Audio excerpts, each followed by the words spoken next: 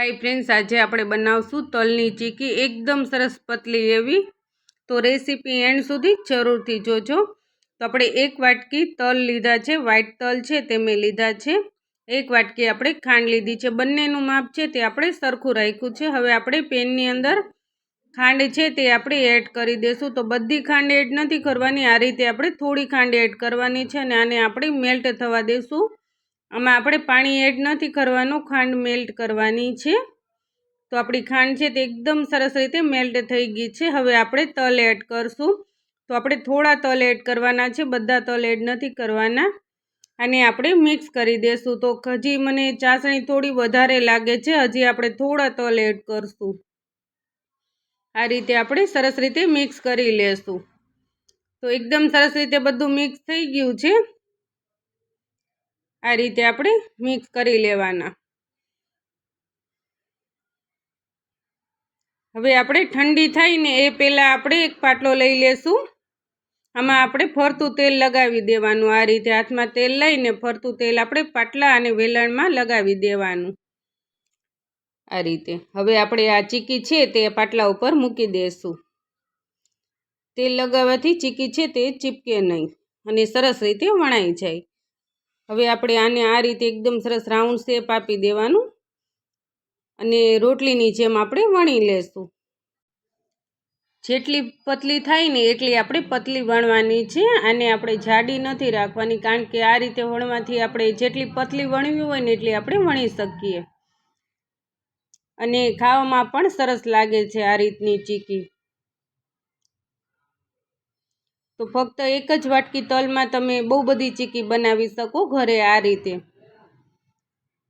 તો હવે મકર સંક્રાંતિ નજીક આવે છે એટલે આપણે હરેકના ઘરે ચીકી બનતી જ હોય છે। ઘણા બહારથી લેતા હોય અથવા ઘરે પણ કરતા હોય છે ઘણા લોકો। તો આ રેસીપી છે તે એકદમ બેસ્ટ છે, કારણ કે એકદમ સરળતાથી બની પણ જાય છે અને ખાવામાં પણ સરસ લાગે છે। તો આ રીતની આપણે પતલી ચીકી છે તે વણી લેવાની। થોડી વાર પછી આપણે ચેક કરશું તો એકદમ સરસ કડક થઈ જશે। તો તમે જોઈ શકો છો કે ફક્ત 2 થી 3 મિનિટમાં જ એકદમ કડક થઈ જાય છે, વધારે ટાઈમ પણ નથી લાગતો। તો એકદમ સરસ આ રીતે પતલી વણી લેવાની। સેમ આ જ રીતે આપણે બીજી ચીકી છે તેને પણ આપણે વણી લેશું।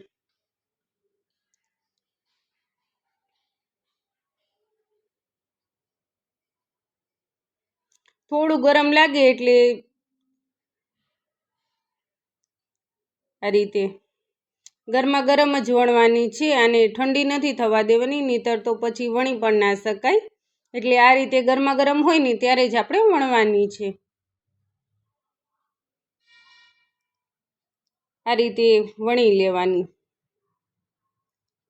તો ઘણા ચીકીના લાડુ પણ બનાવતા હોય છે, પણ આ રીતે તમે બનાવશો ને તો તમે બીજી વાર લાડુ નહીં બનાવશો, કારણ કે આ રીતે ખાવાથી બહુ સરસ લાગે છે લાડુ કરતાં પણ। અને ચીકી છે તે હેલી પણ બહુ પડે છે આ રીતે કરવાથી।